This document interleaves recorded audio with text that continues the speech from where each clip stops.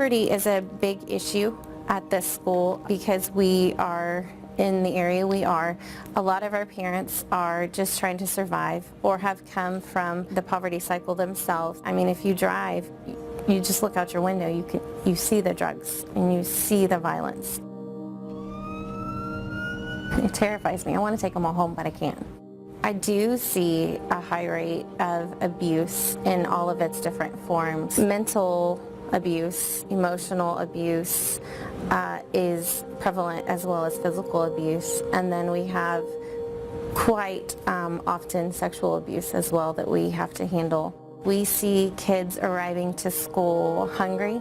We see kids arriving underdressed. In the morning, the biggest problem is taking care of those basic needs. So when we see our kids walk in, we realize, all right, it's time to help these kids feel nourished. This is their safe place. But out on the streets, it's very different because they're surviving. We have a lot of students who pick up their 4, 5, and 6-year-old sibling down at the primary, and then they all walk home. When they try to read, and you look at them and you say, you're a 4th grader, you should be able to read this very well. But then you have to understand from where they came and why, hey, they might not be read to every night.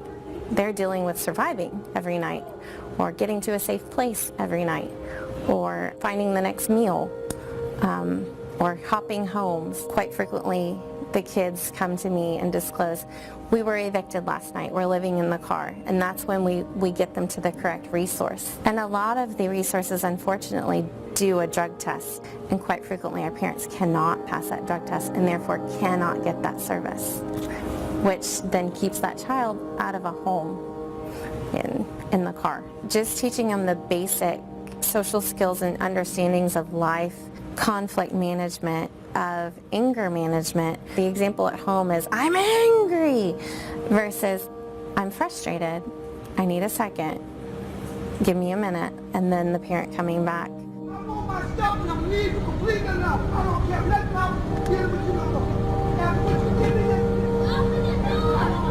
me The hope is that we ignite within our students the new idea of a different style of life. So that's the beginning, giving them that hope that, hey, there's something different out there. The Kimball and the Modern, we take our 4th graders and 5th graders, and to see their eyes go, wow, this is neat, and it's a whole new perspective. Their eyes have been opened.